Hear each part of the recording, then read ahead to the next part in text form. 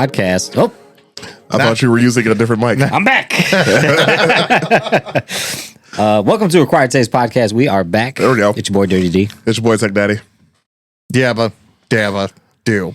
I mean, B was really upset about that for some reason. I do not understand why. I don't know, but that's why I'm sticking with it. But it's strictly Hanna-Barbera greetings from here on out.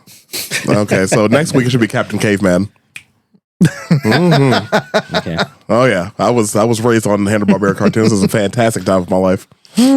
Anyways, yeah, welcome to Acquired Taste Podcast. We're back.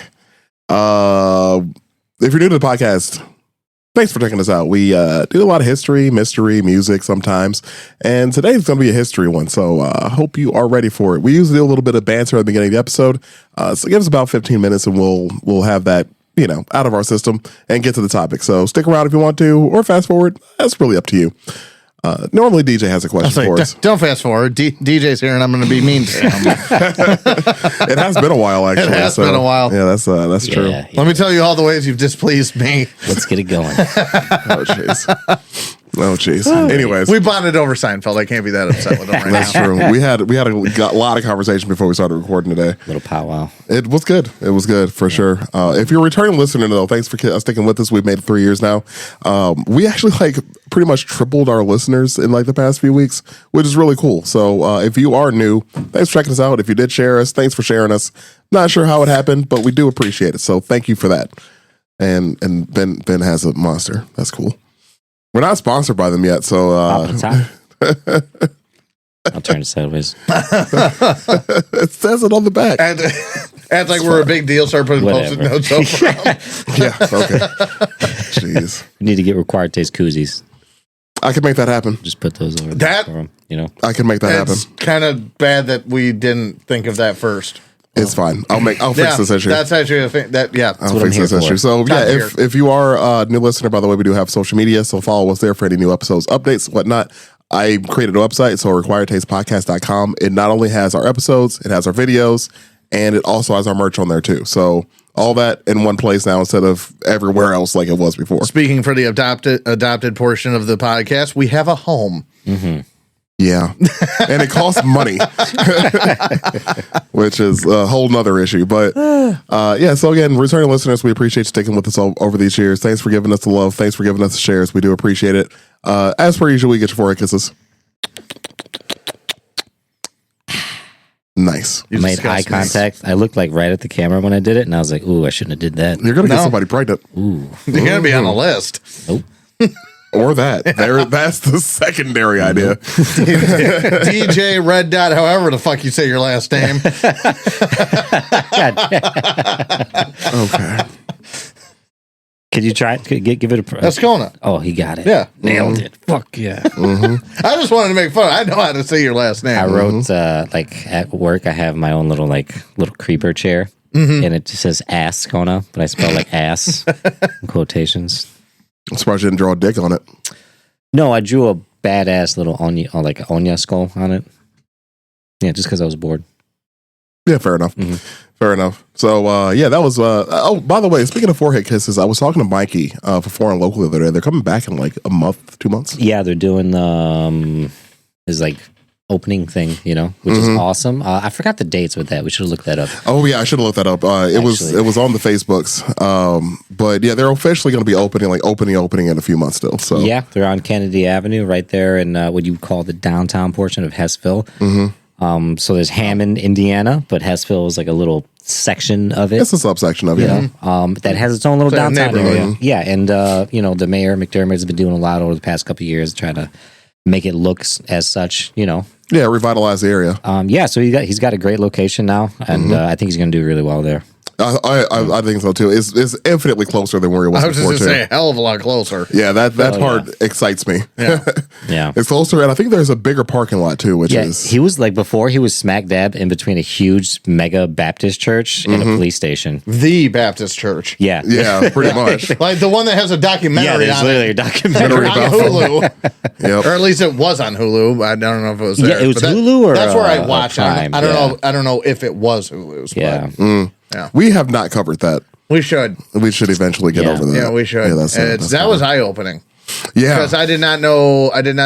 I knew what I knew about the actual church, like the physical church here. I didn't know about the legs it had Yeah, it's until pretty I big. watched that documentary, the network that it has. That was crazy. Yeah. Hammond First Baptist, for anybody that's curious about what the hell we're talking Right. about. Yeah. Yeah, in between smack dab between a possible cult, a brewery, and a Yeah. train track. The church is literally like the size of the whole block. That's massive. It is a block. It's a essentially. beautiful building. Yeah. That's a real sad part too. yeah. True. It's yeah. a beautiful building. True. But yeah, so what we got going on, man? What's your question for the day, dude? Oh yeah, I thought about this just because I watched this movie recently. What was your guys' favorite non-animated childhood movie? I'm getting so sick of your favorite questions. Fair enough. Like, I mean, Well, what's your fucking question, Ben? Huh? You got something in your sleeve? yeah. Huh? Why you? Of all the motherfuckers in the world, why you? Why not? You know? Asked and answered. I'm a glass half full kind of guy. Oh man. So I actually like when you first asked the question, I'm just gonna go with the first move that came to my mind. Little Giants. Ooh, fucking love Little Giants. Good movie. It's a good movie. Well, when he writes that crazy fucking play, and he's like, "I call this one the annexation of Puerto Rico." Yep. That fucking super genius nerd kid. Yep. I'm gonna say, as much as I want to say Batman or the typical things, I feel like, and this could change 5 minutes from now, but just on playback, I feel like I was unhealthily obsessed with the Guyver. Anybody? You probably do. Yeah. I'm familiar with Guyver, yeah. Yeah, and you saw the live action. Mm-hmm. Yeah, so it's a live action movie based on an anime that I didn't see until I was much older. But Yeah, because the anime's from like what, the 80s, I think? I mean, the movie was from the 80s. So yeah, So- like Guyver is a The very original, old anime. The original movie, I should say. Very, very old anime. Oh wow. Yeah. So I mean, my answer might change, but for the sake of giving an original answer, I'll at least say that. I know I was obsessed with it. Oh, dude, like, because there's not many people I know that would have even known that reference. Like, I love old anime. I mean, that's what I grew up on. Yeah. So that the live action of that was pretty That cool. movie was so disgusting. Yeah. Yeah, I definitely didn't see that. Yeah. It's- My favorite, I have a lot of thoughts on. Okay. And I just watched this. I probably like every couple years this movie will pop up, and I watched it recently. It's Drop Dead Fred. I fucking hate that movie. God, dude, I love. There's nothing. Drop Dead There's Fred. nothing wrong with the movie. There's nothing wrong with the movie. I just hate the hype around it. Like that's all it. You know what's crazy? Nothing is, like, wrong with the movie itself. There's not many people I talk to who are like, I've seen Drop Dead Fred. Yeah, I watched it with an ex because she was obsessed with it because she grew up with it, and Oh, it's every yeah, girl. That's like, well, you know, and puberty had just happened, so of course, yeah, we'll watch whatever the fuck you want. that movie is that dude is such a menace. And like, I was thinking about it. I was like, you couldn't do Drop Dead Fred unless it was like an upper class white family. You couldn't do Drop Dead Fred. Like Mexican kids didn't have imaginary friends. They had the fucking chancla that you got the shit beat out of you with if you didn't listen, Like, same thing with, like, black kids. There's no fucking imaginary friends. There's none of that. Like, you come in, like, if you fucking threw paint on the fucking, like, an employee, Okay. and your mom came up to you and was like, she beat the fuck out of you, In public, yes. in public. There's a difference between Hollywood white and everyday white. Well, do you remember the house that they lived in? Like, it was literally Not especially well. only child and 2 parents, and this was like a fucking... I'm just telling you, I got my ass whooped, and I'm liquid paper white. That's true, but you were also. But were you fucking like carrying dog shit onto brand new carpet into the house? course not. That's what I mean. Like, course this not, kid yeah. was like a fucking menace. So like, you couldn't do that like in like a Mexican household. You know what I mean? Yeah. And Like, you were damn near a redheaded stepchild. I don't know what you're talking about here, dude. Like you are one step away you have from no that, dude. experience in this. Like, what are you? Like, there's literally a phrase about being beaten like a redheaded stepchild. Like, yeah, of course you were beat, man. You were also abandoned. Like, I wasn't a stepchild. I was adopted. That's why I said you were a step away. This is why he doesn't like the movie. We That's are why I down to made the core of it. reference to that. Like, yeah, dude, I knew you were abandoned as a child. So fuck what? Get over it. Love you, Barb. Yeah, well, it's like your mother actually listens to that. Yeah, hi, Barb. Also, do you remember the actress who played Princess Leia was in that movie? Drop Dead Fred? That I did not. She was the main character's best friend who owned Carrie the Fisher. houseboat. Carrie Fisher. Yeah. It still blows my mind anytime I see watch Blues Brothers and have to remember she was in that. That's right. I forgot she was in that. Yeah, she was the one hunting both of them down. Yeah. Yeah, It made me think though, memory. because like Drop Dead Fred was after fucking, Star Wars and all that. And the role she played was like, That was small That was character. Mark you know? Hamill's in the Guyver, Yeah. and they used his name to kind of project that movie, and he's just a bit part in it. Yeah. He's just a bit. He's not even the main character. That's funny. Yeah. I want to look up commercials for Drop Dead Fred just to see if they were like Carrie Fisher, starring Carrie Fisher. I do wish trailers still happen like that. Oh man, dude! Sometimes I YouTube those. I YouTube old movie trailers, like Die Hard or like Demolition Man. Yep. Like coming soon in theaters. Demolition Man's a good Explosion. example. Oh yeah. Oh yeah, A lot of explosions. good stuff right there. of Wesley explosions. Snipes. Dude, and so the other day I was playing. It's funny that you mentioned Demolition Man. I was playing Cyberpunk 2077 the other day, and there's like a ton of just references to like pop culture movies and stuff like Yeah. that in there. 'Cause, I mean, it's set in the future. Obviously, it's the dystopian cyberpunk kind of future. Like this is its own genre, but there's been so many movies that like have that kind of setting in it that we grew up with. Yeah. And I was in the character you play as. I was in the bathroom, and I just like looked down at something. And right next to the toilet, there were seashells.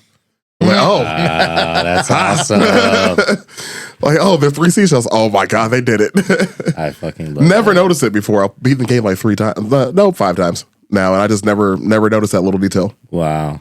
Did Something you special. see that one podcast that went over the theories about the 3 seashells? No. Yeah, where they said it's the 3 seashells was controls for a bidet, and that's what they were for. Oh, like levers or something. Yeah, like one was for like water, one was for drying, and one was for like smell. Normal and birds. What the fuck? Hey, Taco Bell won the franchise awards. That is true. They did. Very true. They did. They needed the 3 seashells. If this is gonna work, I always figured it was to scoop the shit out. That's what I always assumed it That's was. what I always That's thought. what I assumed it was. Disgusting. Yep. we either do the seashells or we get fucking night soil man again. Oh. No. No? Okay, moving on. So, so today's topic. So I was watching a documentary the other day, and I don't know why we've never discussed this ever. And we haven't done World War II in a while either. There's a lot more history than there is of us. True. So True. I think we can be forgiven. Fair enough. But also, we haven't covered World War II in a while. Like, it's been a minute since we Yeah. talked about anything involving World War II. And I mean, that's kind of like one of the big history topics that people kind of care about. Well, I mean, there's so many documentaries about it, so much knowledge about it. Is there another Hornet in there? I swear to God. I swear to God. Oh, Looking out now. I'll fucking blame John. no, you should. And you should. Because nobody saw it except for him. I don't care if he's not here. I will blame him. That's fair. That's fair. I left that window open, so I'm like, man, I'm pretty sure there's no holes in that. It's fine. No, that screen's fine. That one was questionable. That one was questionable. Well, it was also nighttime, so we couldn't really that too. investigate thoroughly. I haven't seen one in here since. I had so a I think lot of we're fun. good. I had a lot of fun re-listening to that, though. I will not. I forgot how many times I brought it back up just to tell John to fuck himself. That's fair. I've been meaning to make a clip of it and make like a TikTok for it. I just haven't I had have some to. ideas for that because it's so fucking funny. Yeah, we'll have to discuss that one of these days. Yeah. But anyways, we're moving on. So this week's episode, we're going to talk about the Battle of the Philippine Sea, aka the Mariana Turkey Shoot. AKA Asian Duck Hunt. Pretty much. Pretty much. Duck hunt with planes. Peking duck. Well, that's Chinese. It is, but still. Close enough. They're right there. It's fine. So anyways, the Marianas island areas where this all takes place at. Let's start from the beginning, though. Obviously, World War II kicked off with Japan using the FAFO with boats. So Japan obviously attacked America. Pearl Harbor happened. Japan preemptively did a preemptive strike against America. They attacked us. We got into the war. Blah blah blah blah blah. So geography-wise, hopefully everybody knows Pacific Ocean is where this all takes place at. Big some bitch. It is a lot of water. So I feel like a lot of, especially a lot of like history documentaries, history podcasts, a lot of them cover the war in Europe because everybody knows the war in Europe. Like, okay, yeah, obviously Nazis bad. Yep. Blah blah blah. Good guys America. Good guy here. At the time, good guy Russia. Kind of there France and good guy Britain with a cigar. So this covers the other side of the war. So again, we were attacked first, obviously by Japan. This kicked off a massive arms race to make a bunch of boats to go fuck them up for fucking with our boats. It's And a bunch of planes. And a bunch of planes. And a bunch of planes. To then fuck with the boats that fucked with us. It's a whole thing. So fast forward a bit, 1943, 1944, the Navy's major push in the Pacific was to actually make it to the islands surrounding Japan. So Japan itself is an island. There's a bunch of islands around it. The goal of this whole endeavor was to get islands that were close enough to Japan to attack Japan. Yeah. So the goal is to make bases on these islands for resupply, to resupply the boats again, and to resupply bombers so bombers could actually hit Japan. We talked about one of the attacks briefly. I think we talked about Doolittle's raid once, and we also talked about the firebombing in Japan and Tokyo, I believe, as well. Yeah. So that this all happens to lead up to those. Oh, well, Doolittle's raid was separate, but to lead up to the fire attack in Japan, this kind of leads up to that point. So we're in the 1943, 1944 time frame. I do have an actual date for this battle because this battle in particular was very, very important because it set up we already taking the island change, but this was the definitive battle that made it easier to do everything that happened afterwards. So like I mentioned before, this was really just there to gain airfields, shipyards, resupply places for the troops. Pretty much just make everything easier to invade Japan. This is before the atom bomb was going to be thought of to be used. They were thinking ground war to invade Japan the entire time. So that's why they're doing this. The Mariana Island area. So people actually know where I'm talking about. Philippine Sea is where we're at. This is like the Tinian Islands, Saipan, Guam. This is that area of the ocean. Closer they are to Japan, better off they are. These islands were about 1,500 miles away from Japan, meaning the long-range bombers at the time could make it to Japan and actually bomb them. So very, very important, very vital to the war effort. Enter one of the players. We got the American Fifth Fleet. They're the ones in charge of actually taking over these islands. Major player involved with this was Vice Admiral Mark Mitcher. This dude was in charge of the carriers. So he was not the man in charge of the fleet, but he had the carriers, which was a major part of this. There were 15 of them, 15 aircraft carriers, which I didn't realize there were that many. Yeah. There was, because this is going to be, if I remember, this is going to be the largest naval battle in history. It is. Yeah. So a lot of boats. A lot of boats. Yeah, so, and also because Pearl Harbor, the Japanese again did a sneak attack, but they also didn't hit any other carriers. So they hit the wrong boats. They hit the wrong boats in two ways. True. Yeah, they definitely they did hit the wrong boats because you fucked with America's boats, and that's just a bad idea. And then for two, they missed all the carriers, which is all the fuel, and I think the repair yards. Yes, again. Yeah, so like literally made a mess, just to get the shoe in a couple of months. Yeah, this is As part. DJ would put it.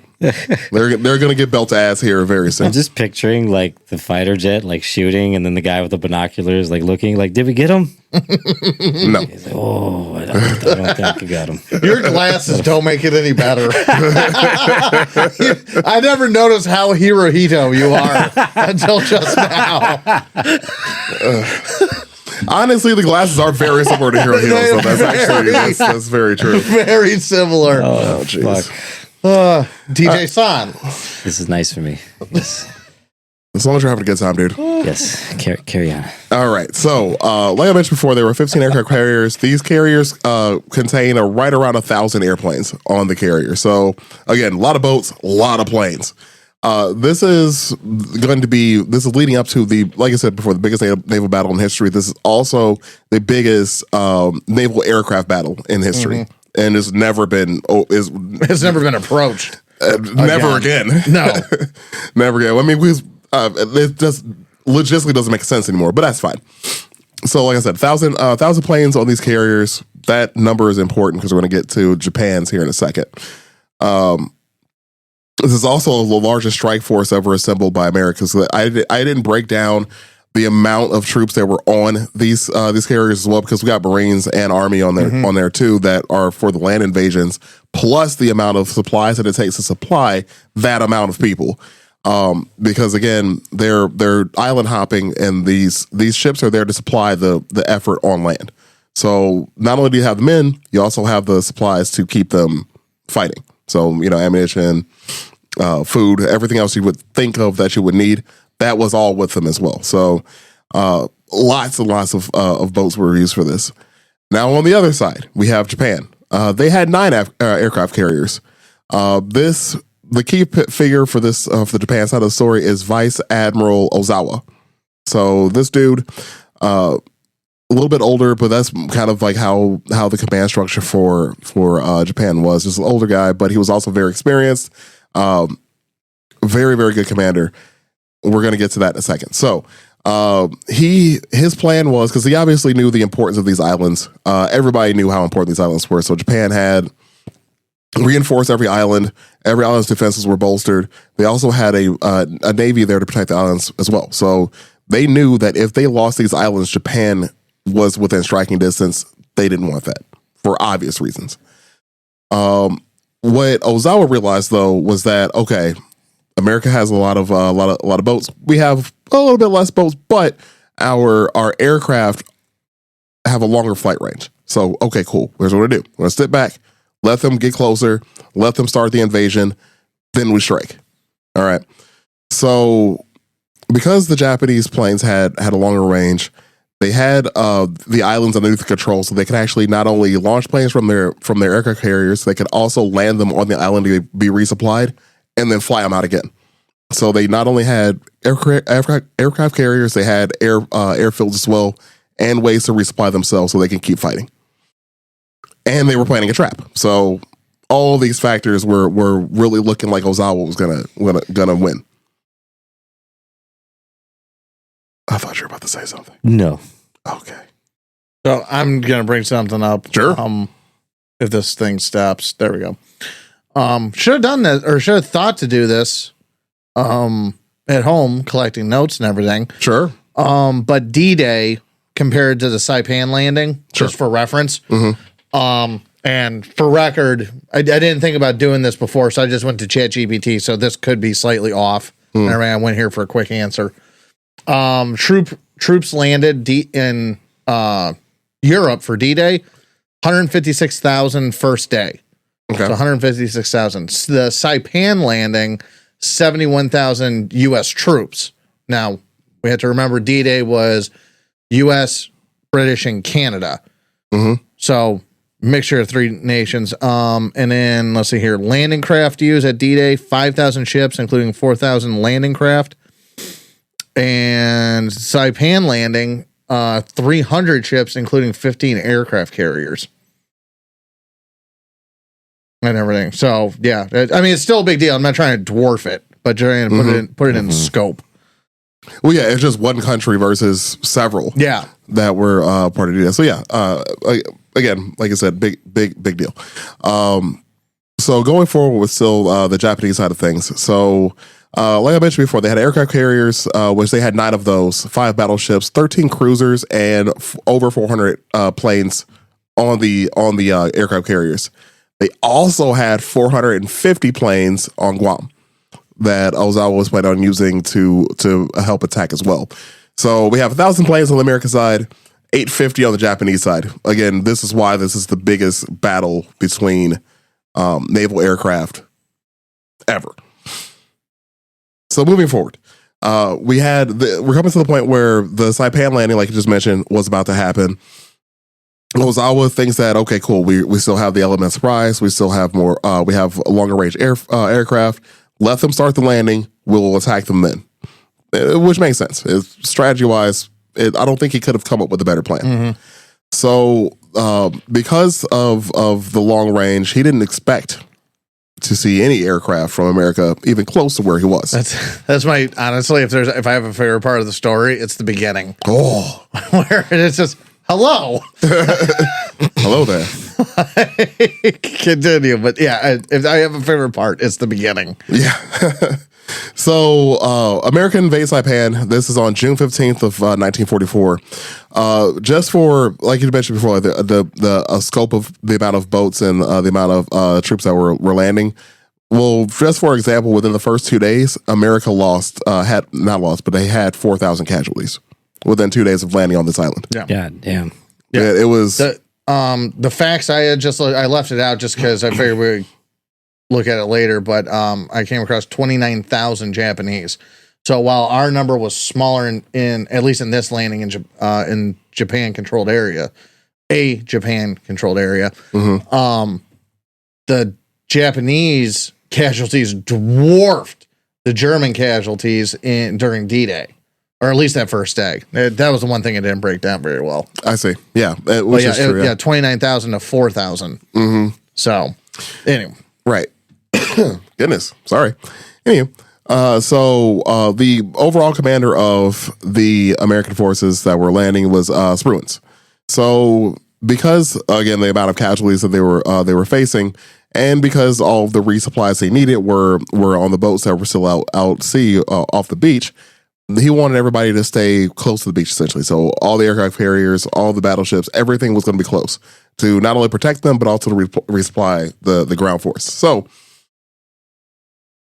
they had heard, like, a scout plane came in and said, like, hey, buddy, there's like a whole ass Japanese fleet over here, right? Like, we should probably do something about that. Well, Spruance was like, nah, that's bullshit, man. It's a hoax. This is obviously not accurate. It's not an accurate report. Everybody stay in your current positions. Do not go searching or don't go to attack the enemy. So obviously, playing right into Ozawa's plans, Vice Admiral Mitcher was very upset because he wanted to go and fight the enemy. So, and just to interrupt a second, so the mm-hmm. reason it's important is because that's allowing Ozawa to decide how basically the length of the battlefield. Because you're not closing the distance, he gets to decide how close he wants to get to you. And I don't know if you're going to touch on this or not, but the Zeros have an extra 100 miles of range that our fighters didn't. Mm-hmm. So they could safely stay out of range of the fighters, let alone the guns, but out of range of our fighters. But while their fighters could get to us. At least on one pass. Yeah. Right. And that in the pass, like I mentioned before, that's the longer range, the aircraft carriers, and they had actual airfields to land on. So they were able to only come past and attack, resupply, and then do it again. And they planned for it because in his orders, it was if you have mechanical difficulty or if you run out of gas, don't land here, land at the nearest strip. Mm-hmm. And then fix yourself up there and then get back to the so they planned on that. Wow. Mm-hmm. So pretty much the idea was to continuously attack until they destroyed the American ships. So Mitcher was ordered to not go more than 200 miles away from the beach. So again, playing right until it was plans, it was going to be a bit of an issue. And Mitcher was pissed. So while the Japanese planes were en route to attack the Americans, they had a surprise. While you're saying Mitcher was pissed, between the two of them, just for the sake of bringing it up, between the two of them, how do you say his? Spruance. I want to say Suins. Spruance. All of his experience came from battleships and destroyers and like classical Navy ship, ship stuff. Mitcher, he was the aviator out of the two. So he, not only was he an aviator, but he actually had carrier experience and a lot of it, like very well respected and everything, a lot of it. So that's where these two, I'm not going to say clash or anything because nothing's really documented that well, but there's definitely a split in mentality between the two. Exactly. Still very good leaders. I'm not, saying one way or the other, but it was a distinct difference between the two. So the Japanese planes were en route to attack the American ships and ground forces. Well, they had a bit of a surprise. So they are on their way and they see American planes in the air. The Japanese had no idea that we had radar technology on our ships. The carrots. Yes. It's my favorite lie. Mainly because I was told it as a child. That's fair. Yeah. Were you guys? Did you guys get? Yeah. Carrots are, good for your night vision. Oh, no. You weren't told that when you were a kid? No. No? Just a sandal? Yeah. Just the chancla. The chanclito. Yeah, no, that was the British propaganda, so Germans didn't find out about radar. It was like, our people eat a lot of carrots. Essentially, it's good for your night vision and everything, and that made it all the way up to little innocent Ben in the second grade and eat your carrots. This is why I don't trust vegetables. That's fair. Yeah, they haven't done shit for me. That's about right. They definitely didn't help me. Nope, not even a little bit, man. I'm blind as well. Should not be trusted to drive at night. It's fine. So all the aircraft carriers were equipped with radar, and the Japanese had no idea. So when they launched all their planes to come, they didn't launch them all, but then when they launched planes to come and attack, well, they saw it coming. So they were get their planes ready, launch their planes, meet them in the air. I feel like it's probably how Will Smith's character felt in Independence Day when it just opened up and all of a sudden all the alien fighters. Yeah. Shit. Yeah, that's about right. Yeah, I pulled up some stuff on ChatGPT and it said the kill ratio was 10-1. Yes. Yeah, it's pretty bad. It's like, what the fuck? I'm gonna get there. There's a couple interesting stats later on. Yeah, and actually I didn't write down a lot of those stats, so I'm gonna have to rely on you for that part. Actually, now that I think about it, wasn't Will Smith's buddy named Jimmy in that movie? Jimmy! I think it might have been. Jimmy! Let's hurt my monkey.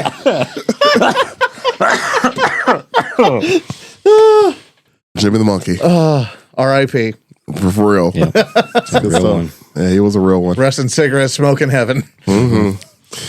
So yeah, Japanese weren't aware of the radar. American planes were able to meet them before the attack actually started. The ambush was ruined. Sucks to suck. Ruined. Oh. Obviously. Great dishonor. We're going to get to that. So we are going to get to that. So here's the issue. So like you just said, 10-1 kill ratio or shootout ratio. That was because of a fundamental problem with the Japanese philosophy at the time. Like the pseudo Bushido bullshit they were pushing on their people made them want to of course, be warriors, but then die an honorable death. So on the American side, you had a pilot. Okay, like this dude's been up there killing it. Obviously, he's a great pilot.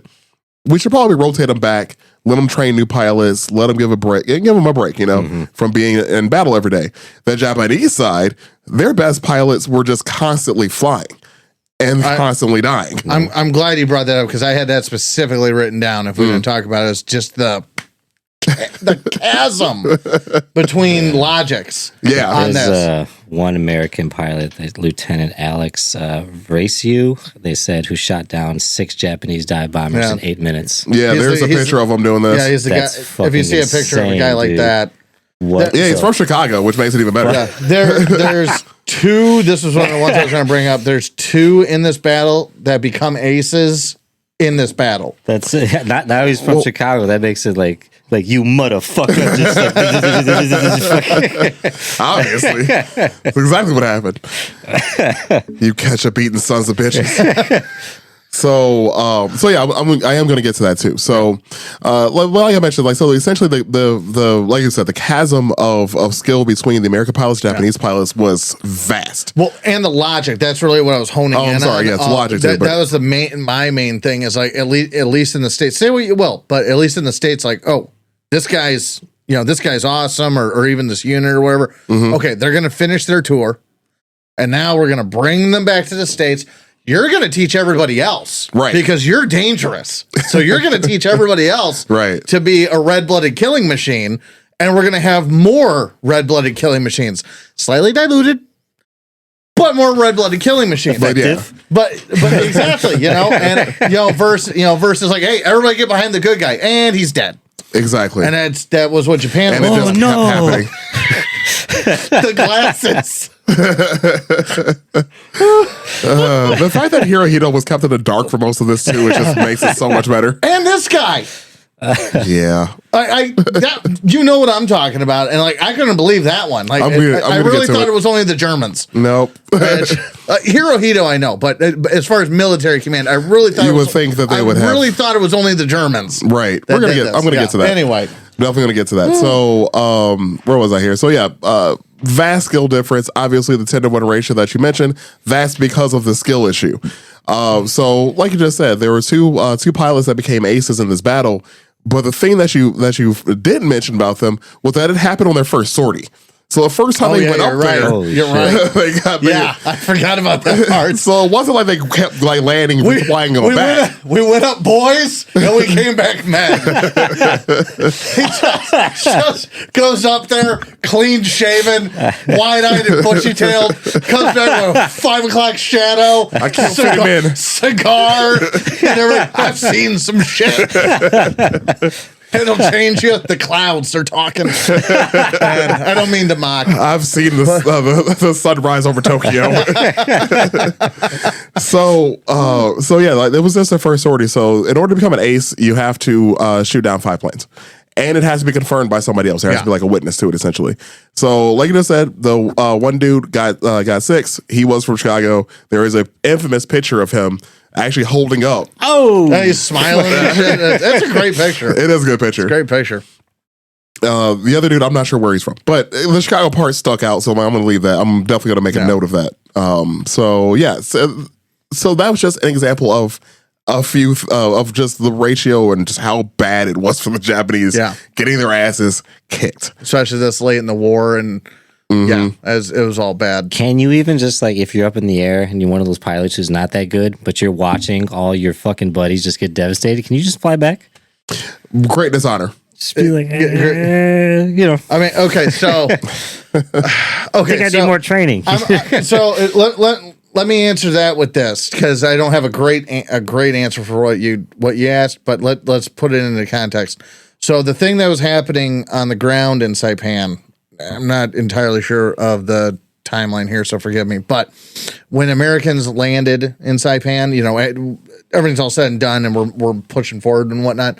You're dealing with a culture at the time, that believed in all the things it was believing in at the time so much in their own propaganda that they were literally throwing their own kids off the cliffs. I'm going to get there. Yeah. And turning around. No. I'm going to cover that. Yeah. They're going to do. Okay. That makes sense. What they're told to do.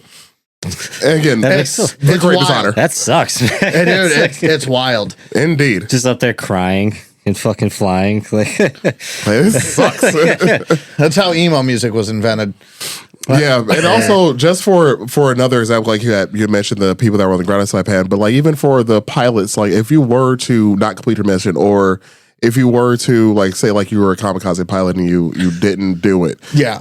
There was obviously you bring shame upon yourself, but also upon your family, and there were consequences to your family if you didn't do it. So, and that's the thing. The kamikaze one for sure. I wasn't so sure how to answer it about regular pilots. Yeah, like this sucks. I'm going home. Yeah, like no, you ain't going home, dog. Get your ass out there. Yeah, or not. I mean, even adopting the live to fight another day strategy, they didn't have that. No, I know, but kamikaze versus normal pilot, I don't really know how that was handled comparatively. But essentially, there were penalties to you and your family. Like you weren't just up there fighting for yourself; you were fighting for your family as well. So you fly or die. The emperor, the sun. You got to remember, the emperor is a god. Yeah. A god that was nearsighted. Anyway, first, literally look up a picture of him. Like he has the same glasses as you. I'm not joking about that. Like he looks like Himmler. I wasn't lying when I said it in that fucking Hydra episode. It's true. Like it's so messed up how little Aryan Himmler was. Yeah, that's pretty funny. So the reason why it was called the Mariana turkey shoot is because a pilot said it was just like shooting turkeys out there. It was just that. I think it's the same guy. It might have been. If I remember right, it's the same guy that shot down 6. It might have been. Yeah. Because they're just out there just talking shit at that point. Yeah. Again, he's from Chicago. I get it. Like just talking mad shit. I'm it's fine. It's fine. So in total, like just for context number wise, the Japanese launched 373 planes. 243 of them were shot down. Ooh. Yeah. That's a thorough ass kicking. God damn. That is a fucking can whoop ass right there. As the kids say, that's belt ass. Mm-hmm. Like, that's just... That's the American chancla. They touch the boats. It's like when your mom tells you not to go in her room and you do. Exactly. Get your ass beat. Don't go on my purse. Okay. It was bad. It was really bad. So because this is also the biggest air battle in history, this is also the most planes ever lost in history. Yep. In a battle. So there's that. Thanks, Japan, for breaking that record. You're doing great. So to add insult to injury, it's just hilarious that we ended up driving Mitsubishis later. I never have. Yeah. Well, no, as a society. He does. Oh, you drive the fuck out of it. Yeah, I forgot. You do have a Mitsubishi. They're the ones that made the Zero. Yeah. They're the ones that made these planes. Yeah, your car has a rich history. Yeah, Nice. Mitsubishi is the one that bombed Pearl Harbor. Yeah. Don't give me hope for that car. Don't give me any kind of fucking I wasn't trying to label it as a point of pride. I was saying that you actually bought a matching car for your fucking glasses. Oh, okay. It's true. Yeah, that is true. I actually wanted to do a history on car brands, and Mitsubishi was on that list. Well, there's a lot that would be fun. There's a lot going on with them. They're actually still trying to combine with Honda last time I checked, but was that Mitsubishi? Nissan and Mitsubishi. I thought it was just Nissan. No, Mitsubishi hopped on the mesh right too. Okay. Like, wait, guys, come on. No, I mean they should because honestly, I can't. Other than DJ, I can't remember the last time I remember seeing a Mitsubishi. I've seen the abomination that is the Eclipse that they made, which is that crossover bullshit. But like just like on the road driving around, like they've really fallen off compared to like when we were in high school. Yeah, they were actually really cool when we were in high school, but around. Fast and Furious. Yeah. Well, yeah. But, excuse me. I had that burp stuck in there for a while. Thank you. Okay. We ready? Mm-hmm. Okay, you get one more of those. Okay. Or I'm going to kick your boats. So to add insult to injury, like I said, the 243 planes were already shot down. To add insult to injury, as I mentioned before, the carriers were told to stay within 200 miles of the beach. They couldn't move. That didn't even mean shit to the submarines, though. So 2 American submarines found this fleet. Oh, hell yeah. So Ozawa was out there kicking it like, okay, well, we may have suffered a loss, but we still have, we have... he was on the deck going, throwing his binoculars down, going, could this day get any worse? Bam! Fuck! We're gonna, so essentially what had happened was, and I forgot to mention this earlier, but Ozawa's flagship, though, so where he was doing his commanding from was another aircraft, or aircraft carrier. The newest. And it was the newest. It was the newest aircraft carrier that Japan had just made. So he was on this brand spanking new aircraft carrier, giving orders and failing. His pilots were failing. Yeah. And, so two submarines find this fleet, and they sink the fucking aircraft carrier that he's on. Yeah. We unmade it. Yeah, it did not last long. It's like, I know this song didn't come out then, but this is what I imagine what was playing like just the entire time. Just like in the submarine, just it's underwater. Through the microphone, it kind of sounds like it's underwater. Yeah, actually, it's really fitting. It sounds like it's kind of getting further away. All you just see is the periscope, and it's just fight for your right. There's one Japanese sailor going, I'll never let go. Let go, we're sinking. So they sank the carrier that Ozawa was on. They also sank another one as well. So he lost 2 carriers and then a bunch of planes. Ozawa was just having a bad day. Yeah. So, but I was like, okay, man, like my plan might not have worked the first time, but I still have a whole other reserve of other airplanes. I'll be fine. Plot twist. They're all dead. Until it wasn't. So, 30 planes from the American fleet decided were sent on a detachment to go to Guam and attack that airfield. And they fucked it up. Yeah. The planes, the airfield. So essentially what they did was they not only destroyed the planes that were on the ground, not all of them, but a good amount of them, they destroyed the actual runway. So planes couldn't land or take off from that airfield. They cratered it. You remember what Daly did to Mixed Field? Jeez. Damn. Accurate. That was this, but with bombs. Yeah. Yeah, that's pretty much it. Yep, that's pretty much it. Like, imagine you're driving through the south side. Mm-hmm. Just potholes as far as the eye can see. Yep. Oh, yeah. Well, you remember the X's. Mm-hmm. Yeah, and whatnot. Yeah. That whole spiel. Yeah, so 30 planes went and fucked up Ozawa's reserves. The problem was nobody decided to sell Ozawa. They're all dead. That's what happened. There are people left. But Radio. But he's counting on these. Exactly. Like he's okay, we can handle this loss. I have my God. What happened? Oh no. Harold, you don't like this. So because of fear, We're gonna get canceled again. Honestly, we've done so many stupid ass accents. I doubt it. It's fine. It's probably not fine. It's probably not fine at all. Fine. But if the only thing I lose is my ability to run for public office, I've lived a good life. That's fine. I really don't want that job anyways. So throw that here. Oh, yeah. So because they were so afraid to tell Ozawa bad news, they didn't. In their defense, it's been nothing but bad news. True. At some point, they're probably he's going to kill himself. Let's just leave it. Yeah, it's like we got to fucking tell the boss. He's like, I would rather die. Fuck him. Well, he's on his own. Well, here's a sword. Yeah. Fucking seppuku, all right?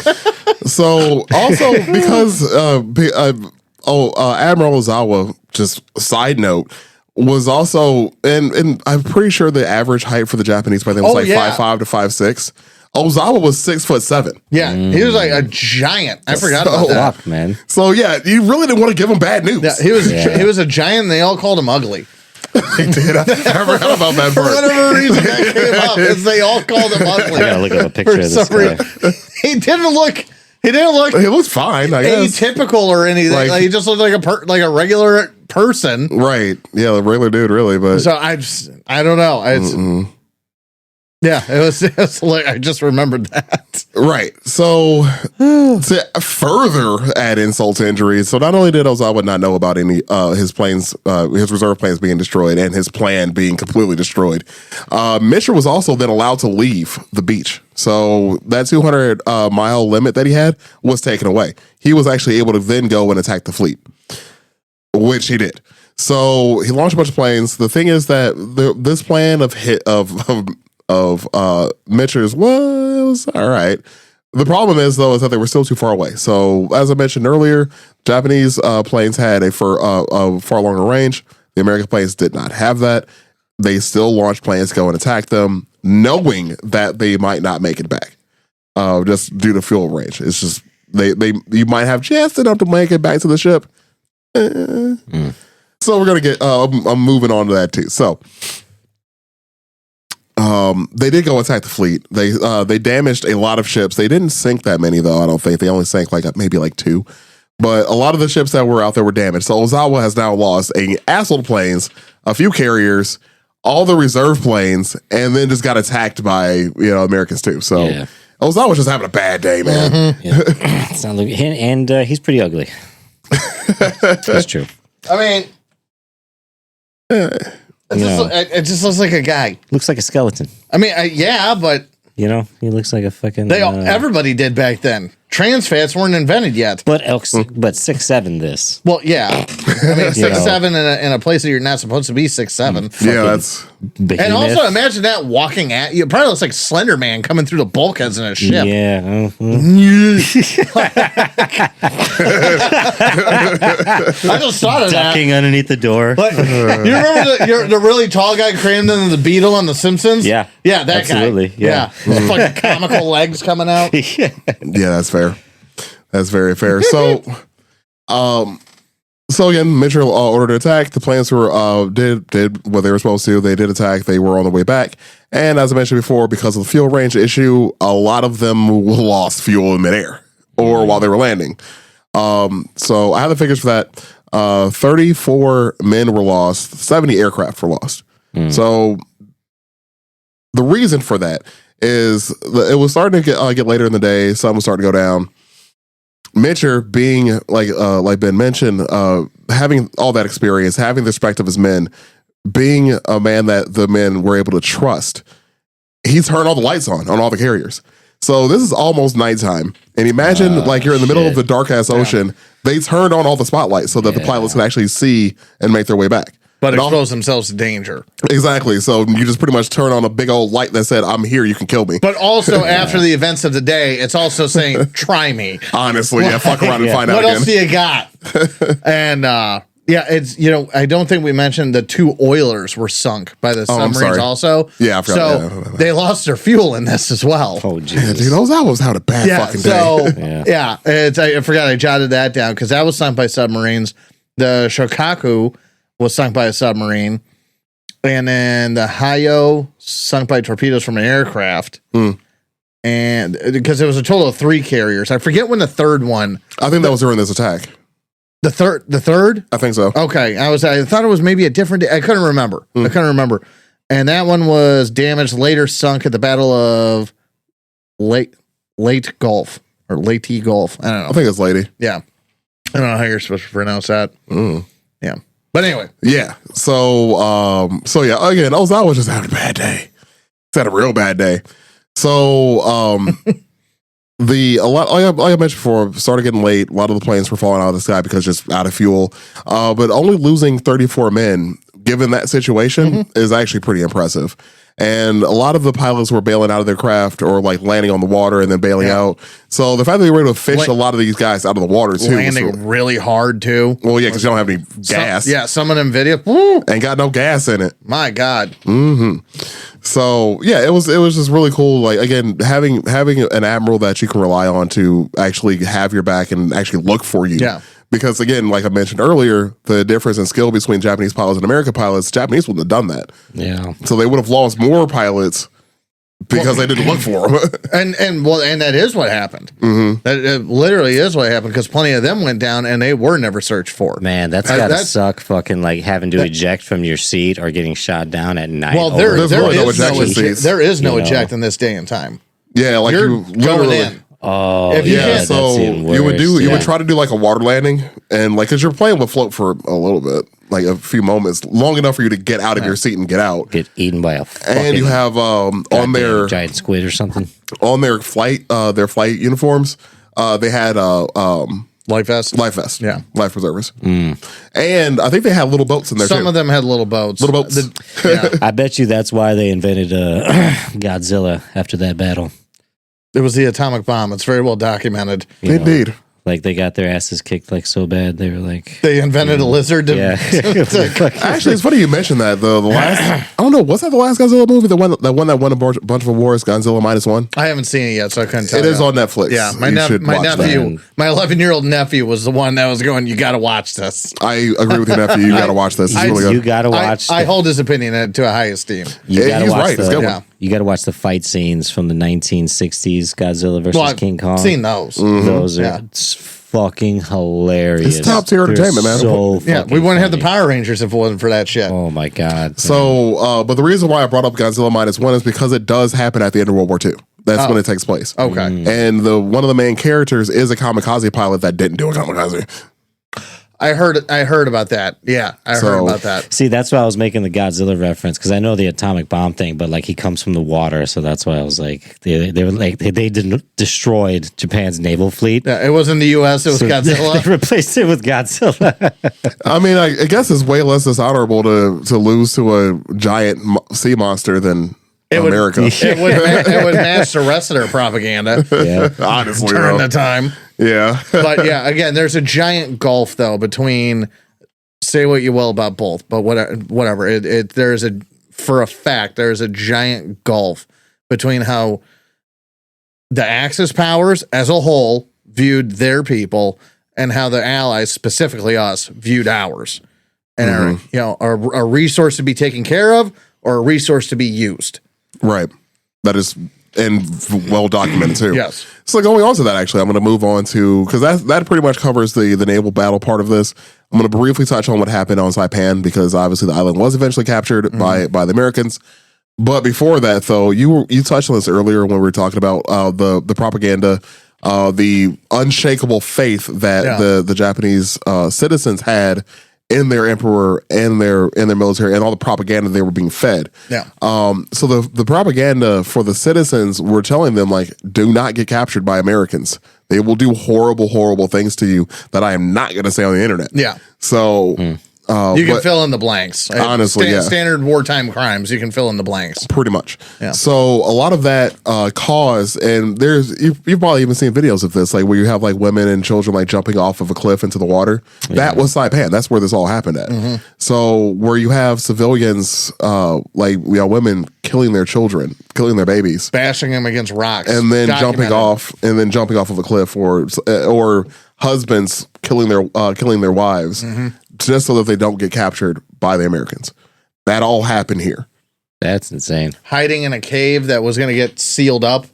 People begging them, come out, because we can't leave this cave and turn our backs on it. Turn an entire battalion of our troops backs to a cave. That's suicide. And everything. So there's soldiers and Japanese soldiers, and they're essentially hiding behind these families, and they got to seal up the cave, and they won't come out. Whether they don't want to, they weren't allowed to, whatever. All sorts of stuff like that.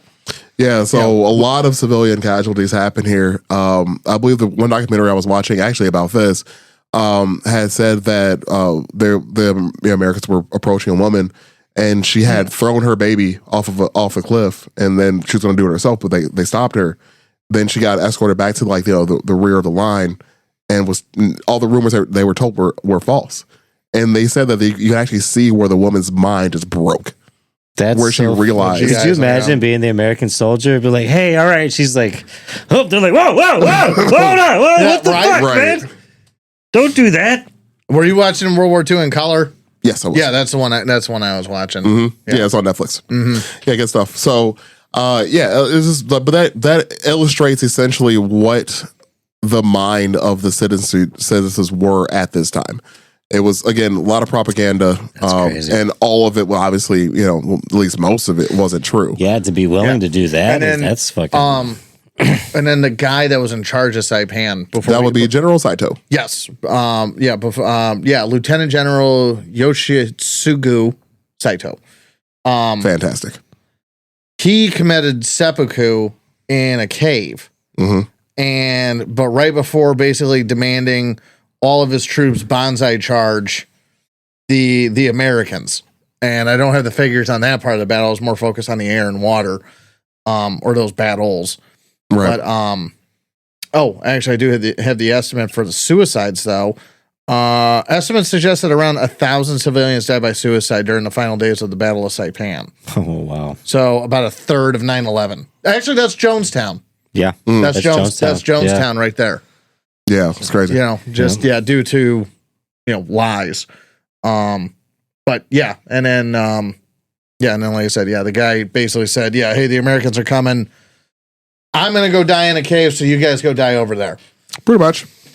And that's just like, again, the fanatical nature of, and it's unfortunate because that was the time that they were in, but the fanatical nature of these people who believe their leader to not only be a god, but to be infallible. So like you had this faith in a person, and it was so ingrained in them that they would do whatever. Yeah, that's what I mean. That's like insane.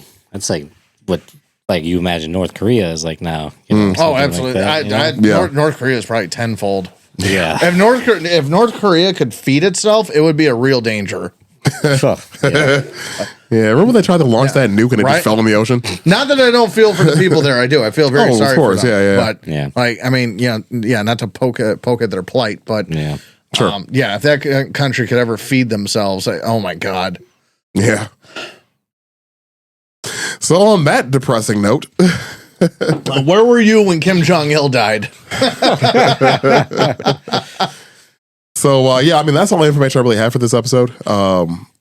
It's a lot happened.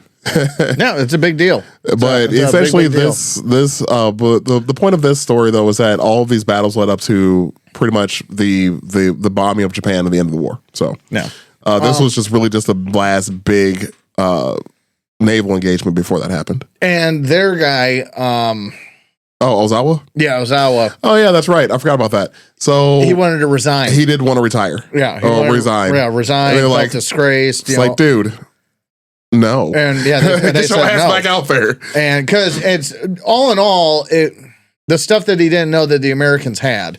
True. That we had and everything else.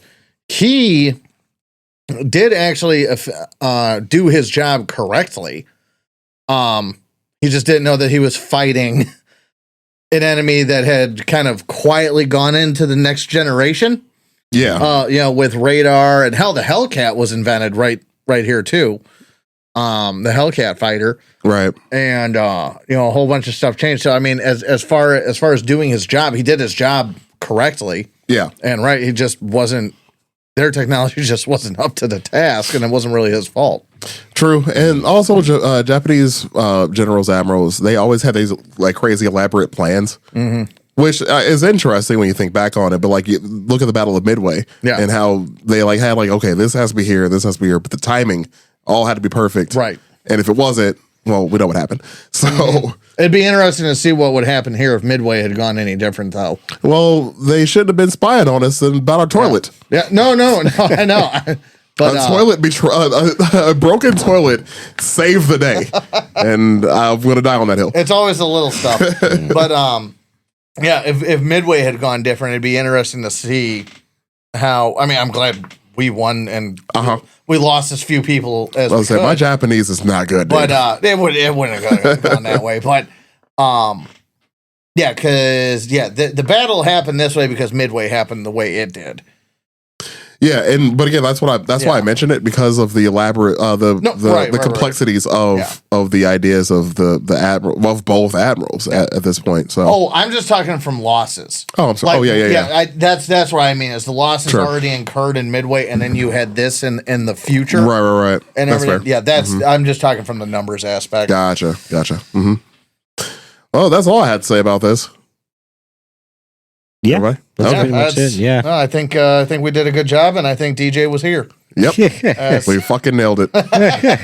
Anyways, all right. Well, I'm gonna wrap this bad boy up. You got the remote, DJ. All right, perfect. Anyways, so if you guys made it this far in the episode, we appreciate you giving us a listen to. Once again, thank you for giving us the support all these years. We do appreciate it. Give us a like, give us a share. Check out our website, requiredtastepodcast.com. We have our merch there. We have our videos, and we have our audio there. Like I said, give us a share. And give us a rating too, by the way. If you have us on like your listening services, rate us on there. It does help us out. Leave a comment. We will read those. And that's about it. That'll be cool. Thanks, guys.